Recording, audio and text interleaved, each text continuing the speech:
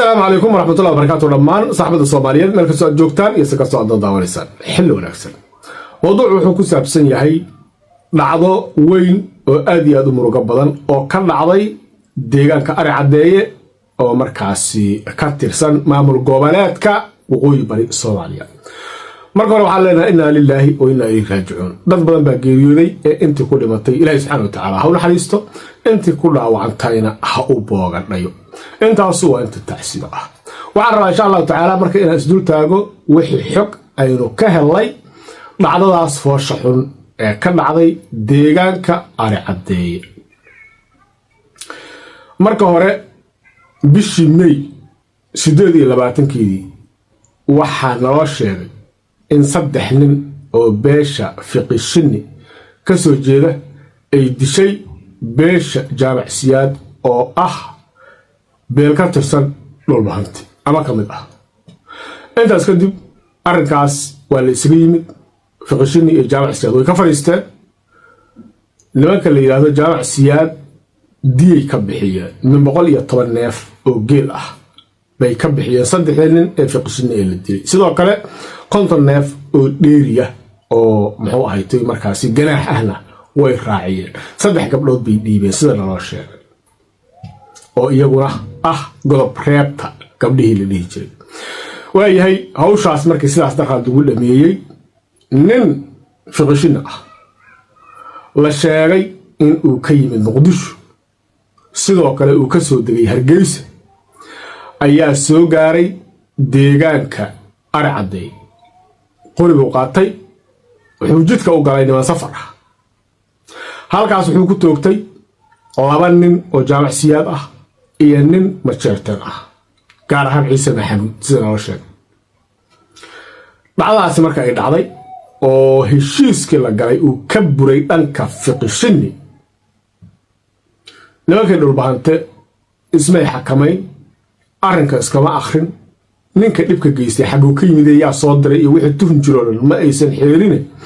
waxa weeye ciidamo rigli ah oo 2 meelood kala fadhiyay oo difaaca waqooyi bari ah dhammaan dhulbahantana ka kooban ayaa weerar hal mar waxay ku soo wada qaadeen deegaanka Ari Cadeeye. waxayna dileen wax allaale iyo wixii ay dili kareen dumar caruur ciroole.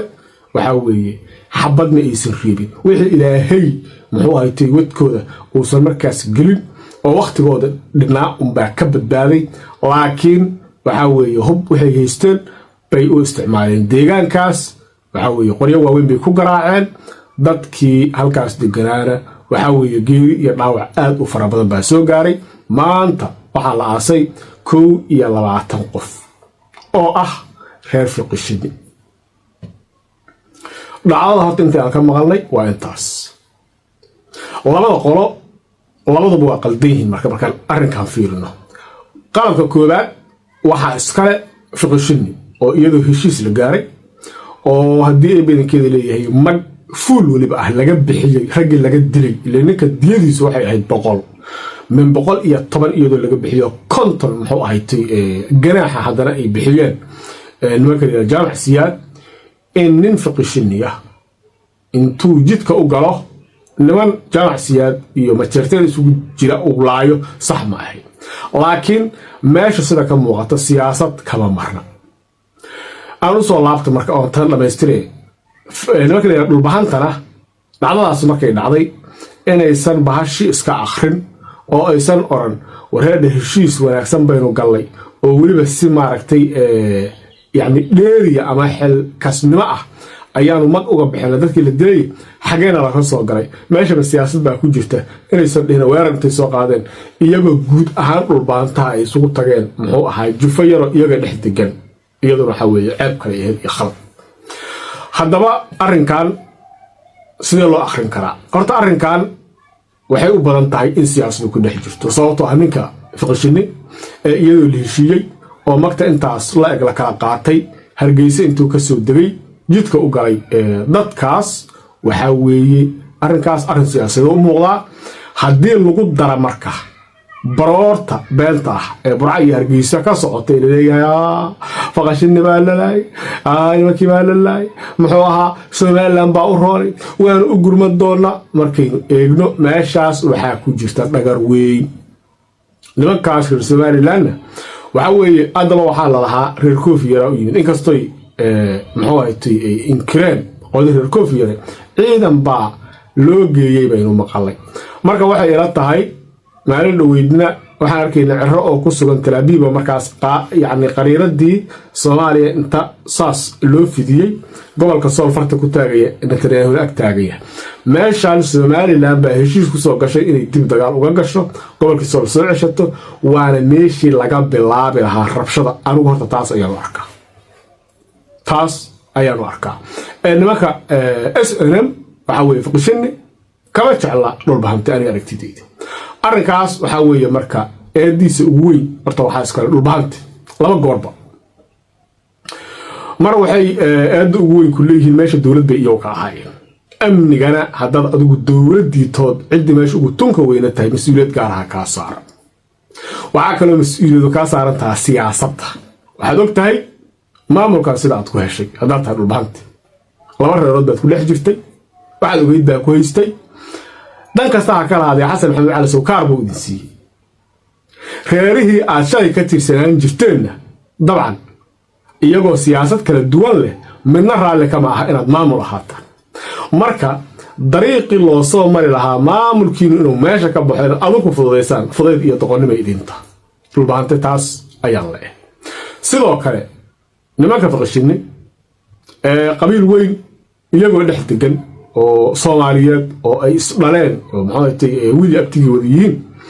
muxuu ahaaytay loo adeegsaday siyaasad haddii ay sax tahay in Soomaaliya adeegsatay siyaasad loo adeegsaday ee nimankaas muxuu ahaaytay ay dhex degantiin dhibaateeya si siyaasadeen u fusho iyaguna waxaan leeyahay doqobo kaleetiin xalku muxuu yahay xalku waxa weeye horta xabadda dhacaysa in la joojiyo qof dambe aan la dilin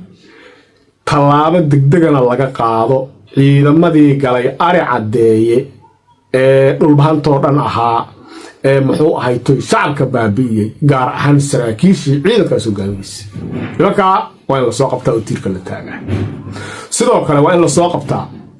ninkii faqashini xamar ka yimid Hargeysa ku soo degay sida muuqata halkaas laga soo tabantaabay niman iska innocent waxba kala ogeyn oo safar jidka intuu galo saddex ka dilay durbana ku cararay dhanka Somaliland ninkaana waa in la soo qabtaa meel kasta uu galo hadduu xamar ku laabto aan la day haddii waxaan Somaliland uu joogo sidii maartay wax looga qaban karo wax looga qabto ninkaas waa mushkim waa daalim dadka maanta dhamaaday muxuu ahaayay sida axmaqnimada loo xasuuqayna isaga sabab u ah kaana waa in talaabo laga qaado waayahay ugu dambeyn dhulbahanta waxaan leeyahay waayaha kamba waxaa suuqa ku jirtay nimankii isma hayn karaan oo muxuu ahaaytay waxaa suurtagal mar dhow inay kala yaacaan ay Somaliland toodii dib ugu laabtaan adinkoo ka hadlayna waan arkayo iskhilaafsan laba yawm hadaydan maamul ahaan karin oo aydan xajin karin oo aydan muxuu ahaaytay maanta guusha haystaan ku sii fara adeegi karin inta isaaq u noqon lahayd walba jirtiinkiina ku beero taasaan leedin qaatay haddii ay in laydin maamulo tahay oo aydan ismaamuli karin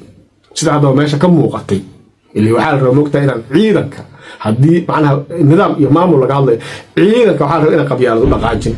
oo haddii ay maqleen qayla dhaanta ah muxuu ahaaytay nin baa yimid oo dad buu laayay ninkaas inay soo qabtaan bay ahay oo yacni aragtida dawladnimada inay xakamayso mar hadday idin xakamay weysa dee qabaa'il baa tihiin markaa dawladnimo aanu qalmin waxayna noqonaysaa markaas dad shacab la maamulo aad noqotaan haddiiba aad maamulkiina burburinaysa anigu waxaan leeyahay walaalihiin ma jeerteen hoostaga buntlandtiina ku biira haddii kale arrinkaana waxaa weye wax ka qabta haddii muxuu ahaaytay arrinka xalisaanna hadda kadib iska akhriya siyaasadaha laydin dhex marinayo meeshana waa meel very sensitive waa xasaasi waa maamul muxuu ahaaytay meel laba laaka ku yaal laba laakadu waxa weeye qoriga geedku markuu sidaas u baxo laamankiisu markay kala leexdaan halkaasoo kale laba laaka la yidhahdaa halkaasoo kale ku taala labada geedkii labadiisii laamada waaweynada geesaha ka xigtay waa Puntland iyo maxaatay sheegay Somaliland marka laba laakaas inaad ku noolaataan oo siyaasadda iyo caqli kula noolaataan baa loo baahay haddii kula noolaan karin waxa weeye labada qolada kuwana idin naxariis badan